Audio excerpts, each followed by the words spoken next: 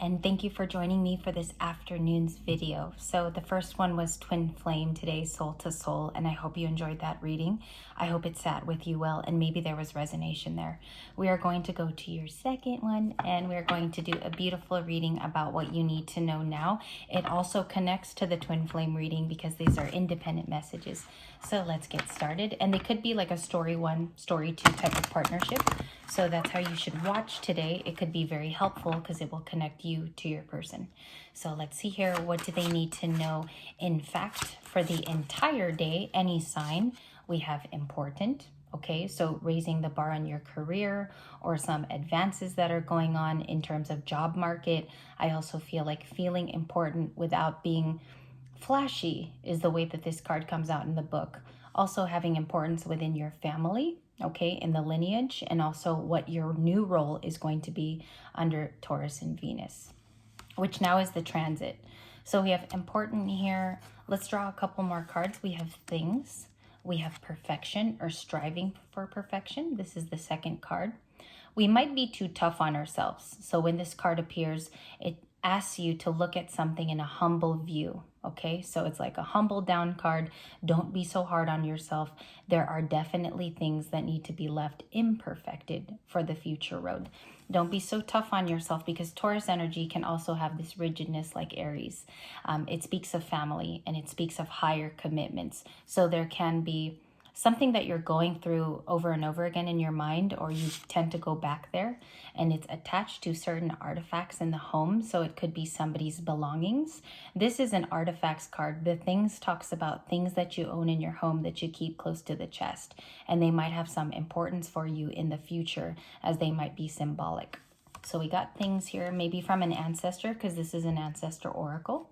And we have BU, beautiful card to end out the oracles for this beginning part of the afternoon. So in this afternoon reading, we see here an angel. It's very reminiscent of the Temperance card, but it speaks of just being your authentic self, which anyone will actually receive in terms of you being humble, which is this perfection card. Striving for perfection is going to take a lot of time in our lives, and it's not necessarily going to be helpful if we stress the perfection too much. And also I feel like there's somebody right under your nose too that can be very helpful in this journey. Maybe they've gone through something similar, or it's a friend. What's important to look at is that your authentic self is enough. It will always be enough, no matter how you show up. How you look is another way. And it says an act of love for yourself. So it's a self-care unified card. It speaks of somebody who can write beautifully, who can paint beautifully as well in the story of their life. And the pictures may not be perfect, but at least you are your authentic self. At least you strove to do that too. And we have peace. This is an angel that comes in from the ancestry line that speaks of you just living in the moment, taking in all the accents that are happening in your life too. And I think that's important to hear, because sometimes we're go, go, go, and we never really look around and realize that peace is actually in the quiet of the drive home, or it's in a small moment where you don't look at something very peaceful. It can be a quiet time where you're jamming out, listening to your music on the way to work, or it's coming home and revealing that peaceful light to your family. And that's very difficult in our world today. So having peace, making room for it too in the specific part of our day. Okay, so I see here artifacts can remind you, look around your house today as a brief exercise to see what is most important. You might have an artifact in the family that might remind you even of yourself with the things card. And remember, that's artifact based. It's almost like finding something in your home that also rings true with your inner Tauran, or that inner committal. So let's look at a few things here. Inner committal self. I should have continued there. So active love, be you. Why is that the advice? Why is that the advice for the second spiritual video here for our Libras? And also you might be coming up on a special time here where you spend time with family. I'm getting a family reference. King of Cups. Having compassion back for yourself. There could be someone in your direct vicinity who's a Scorpio or a water sign, but they definitely come in and they show you that they care. Okay? I feel like it can be someone that you don't directly think is going to be delivering this. This could be coming from a different source. The King of Cups actually loves the authentic side of you. They love when you share. They also love when you're compassionate back, and maybe you text this person often. There is a person in your corner collective that I feel is there for you even weekly. So think of that person who lifts up your vibrations and makes you feel absolutely amazing about your week. And I think also that it could be a good friend, the King of Cups. It's not necessarily romance when you read tarot. Okay? That authentic side of you too could definitely burst through when they're around. And I feel like their presence also brings out that authenticity, which you naturally were born with. It's an easy person to talk to. There's no difficulties there.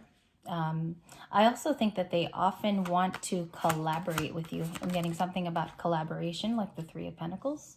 We have someone coming in speedy with the Knight of Wands repeating for your second video. And we also have the Page of Pentacles. So if I were to break this down in a personal, we have a friendly, mannered person in the Page of Pentacles who's goal-oriented and developing a skill. Does this skill make you feel important, collective here? I feel like it has something to do with spirituality, but you might also be talking about it on a podcast. You might be making a platform for yourself to speak out about it, or it's even journalized daily for you. So the Page of Pentacles, again, friendly environment. We see the Knight of Wands comes racing in with a message. Is it a message of opportunity after rest? Okay, so gathering our rest in the Libra energy of the Four of Swords is definitely a reset for this person. You might be resetting for relationships, or you might be restarting a new avenue of interest. So this break might have happened this past weekend. And I know we're heading into Wednesday tomorrow. So we break on that hump day when we talk about the Page of Pentacles. And I think it's a card you'll see throughout tonight. He is a friendly mannered person. He comes in as a page and he's youthful. So think of that person too, who's bringing in some spice in your life, or this can come in the form of art, or it can come in the form of something written. Maybe you read something too every day. Page of Pentacles, or that's you. That could be you. What's this rest here in the Four of Swords? Who's taken a rest? The Queen of Pentacles, somebody who's nurturing. You can associate to this card in tarot because you could have the features of a Queen of Pentacles.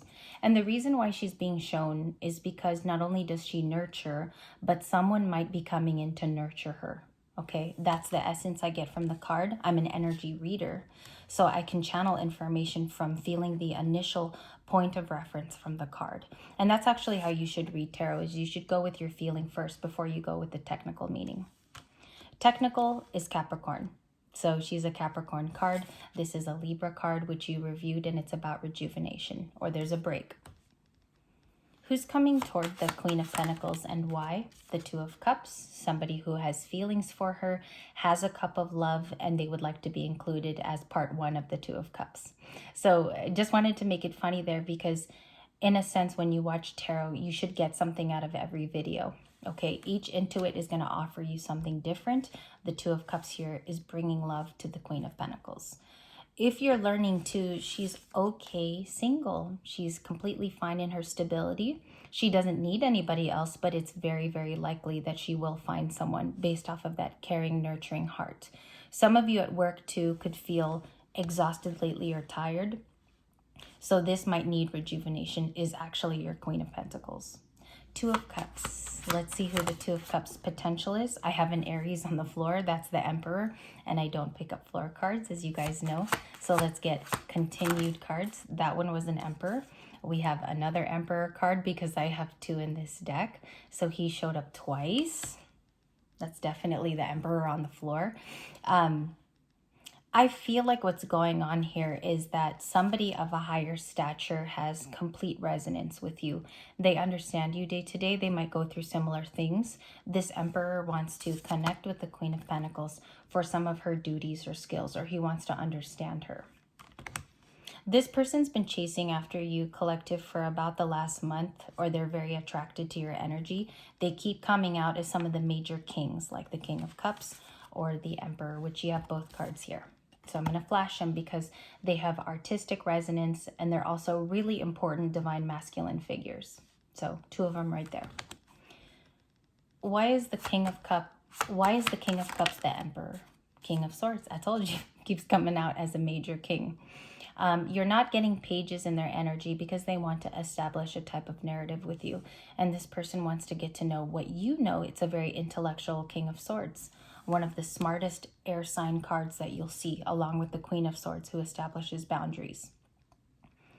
If he's the person that wants to connect, wouldn't you want this card to be that person? Because it's about clarity and it's about voice. Very honest card too. They want to connect to you about their true feelings. What do they feel then? Six of Swords, that you're very healing. We clarified in the first reading that you come off with that energy. It's very stabilizing, it's very comforting, and it's a go-to energy for this person. So I don't know, Libras, if you guys have a family at home. I'm getting somebody with kids who's already very natural in nurturing a brood. But I also feel like the Emperor could be someone who holds it down on their own end. So they have their own life. If they combine it with you, it will be highly attractive because they feel like it will work. What are the clarifications for the Emperor card? We have the Wheel of Fortune, which is a repeat. We have the World. Okay, they're closing out a previous chapter in their life. I think it's a new love person that has the potential to start a new beginning with you. So they've served in with a completion.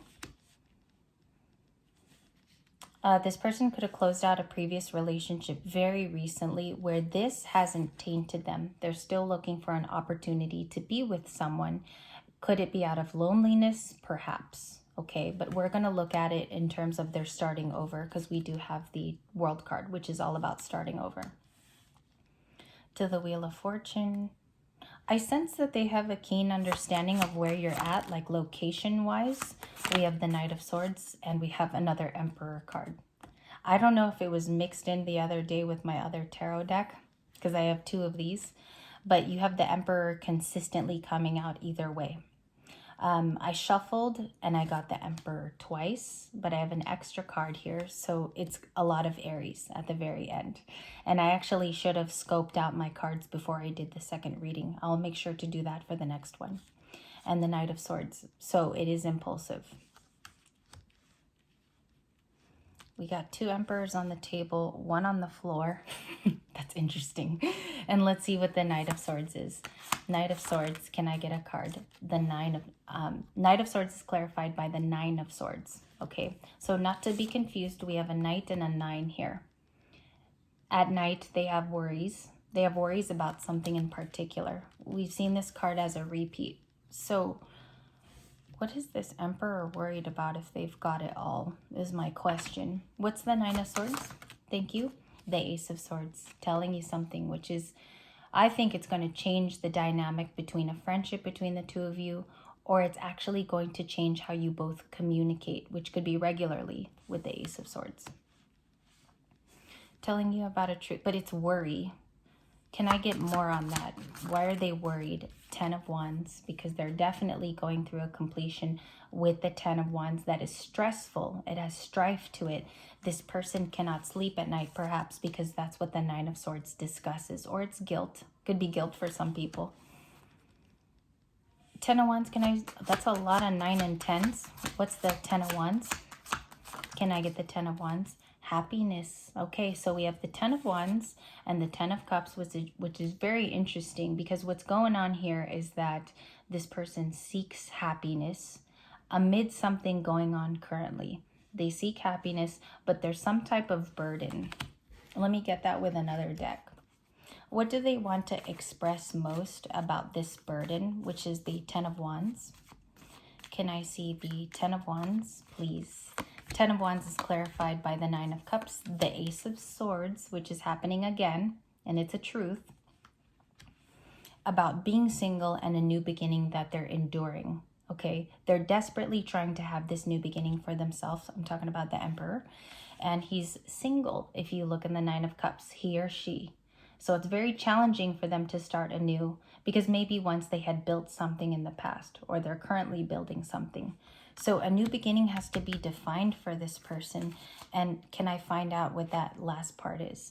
The Seven of Swords is learning not to trick themselves or even lie to themselves about how they feel about you, to the High Priestess. That's who you showed up in the last reading. That is so scary, and also very beautiful at the very end of your reading.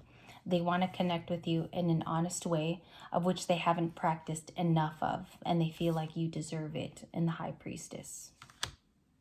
Can I get a split on those feelings? Four of Swords to the Chariot to the Five of Cups. So it does involve a sad happenstance, okay? Five of Cups is the clarifier at the end of this reading. And it's a repeat, so you notice that this person has a lot of remorse or regret. You have a lot of those cards today towards this High Priestess, which I feel like they could have connected to on a legit level if they had just behaved correctly with that High Priestess. Thank you for joining me. I hope that wasn't too rapid for you. I'm going to have a bonus here. We're going to do a 4-card connector for your third video. I hope you join me then.